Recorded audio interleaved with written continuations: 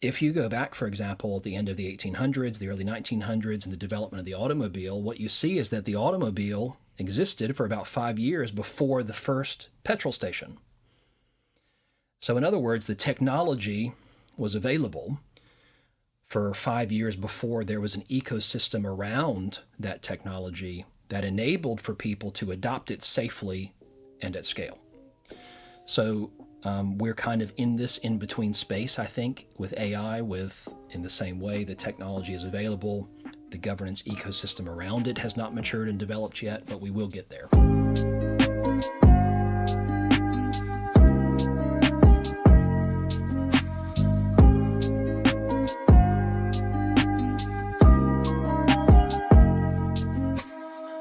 It's not the capabilities of AI that people are afraid of, I don't think. It's the ability or the inability to erect and enforce boundaries around what AI can do. That's a slightly different conversation. The upside, I think, is abundantly clear. I mean, organizations, people recognize that this is going to change the world, is changing the world in a fundamentally better way.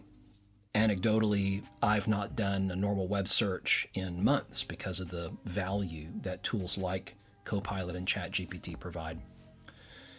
I also think there's no question that AI will be doing things for us. I think this is a conversation that people are a little bit afraid to have right now, but I think it's not only inevitable, I think in security it's necessary. We're going to need AI to do things on our behalf to supercharge our automation to keep up in security. We want to be able to allocate our most valuable human capital towards the most challenging problems, and I think this is going to be necessary to enable us to do that. The concern is about how and how well we can erect and enforce boundaries around what AI can do if it's going to be doing things on our behalf. So when you read in the news about how the Department of Defense took 5 off-the-shelf large language models and put them in a simulated wargaming environment to see how they would handle conflict, and 2 of the 5 decided it would be appropriate to use nuclear weapons, this confirms people's fears about needing to erect and enforce effective boundaries. I think also in large enterprises, especially heavily regulated enterprises, heavily regulated industries, that governance layer around AI to be able to erect and enforce those boundaries is necessary to adopt it at scale and to really extract maximum value from it. And that is the piece, that governance layer around AI, that does not exist. Some tools have those capabilities built in, some better than others. But in terms of a horizontal layer across multiple AI systems, different vendors, different technologies, the ability to govern AI as a classification of capabilities in an organization end to end, that capability does not exist. And even basic things around governing inputs and outputs and the intersection of AI with sensitive business data or sensitive cyber-physical systems, some of the basics you would expect in mature software products around auditing and logging and monitoring, those pieces simply do not exist consistently across the board in the AI space. Now, I take some comfort from this that it's not a problem specific to AI. We will get there. It's actually symptomatic of all technology innovation. If you go back, for example, at the end of the 1800s, the early 1900s, and the development of the automobile, what you see is that the automobile existed for about 5 years before the first petrol station. So in other words, the technology was available for 5 years before there was an ecosystem around that technology that enabled for people to adopt it safely and at scale. So we're kind of in this in-between space, I think, with AI, in the same way the technology is available, the governance ecosystem around it has not matured and developed yet, but we will get there. I think a second challenge in that space in between the car and the petrol station, is that people will continue to take kind of horse and buggy paradigms and drag them into a car world, if I could continue with that analogy.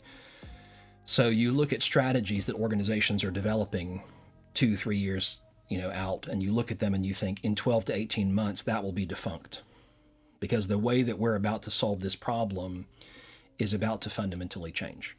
And I think in security, this is going to be painful for us. We have some sacred cows we're going to have to deal with, ways of approaching security that we've been very wedded to for 5, 10, 15, 20 years. Monolithic SIEM platforms, the way that we do security operations, the way that we do endpoint protection, the way that we do investigations and enrich information. All of those things are going to fundamentally change. And if you're still doing it in 18 months, the way you've been doing it for the last 5, 10, 15 years, you will be very far behind the curve. And that matters, number one, because it means you're not extracting value out of the AI tools the way that you could be. The other reason it matters is that in that space of time, attackers will have changed the way they attack, and they will have evolved their attacks beyond the capabilities of some of your traditional security controls. So the inability to evolve and to evolve quickly here actually is going to put your entire organization at risk.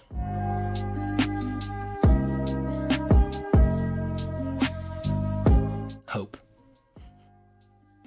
I would want people to feel hopeful. There's a lot of FUD in the cybersecurity industry: fear, uncertainty, and doubt.